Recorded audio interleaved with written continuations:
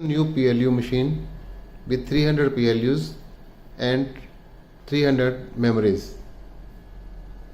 Now today we will talk about this functionality of this machine and printing process. First of all, basic settings. Switch on the machine, press any key and enter password 1000. Mode is the enter key, this one, Escali, again mode, maximum capacity, again mode. This is the maximum capacity, here is 100 kg. You can set it 30 kg, this is 30 kg, enter. Resolution, this machine is at present running in 5 grams, accuracy, again enter.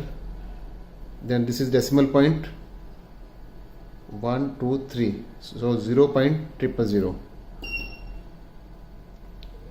This is auto zero tracking. Then unload. Here I remove weight from platform. Now platform is blank. Unload. Enter. Here is the weight. I want to calibrate it with 100 gram. So I put it here 100. Enter. Load. Now put 100 gram weight on platform. Mode, enter. Here it shows the count, and when I enter it, then it will show done.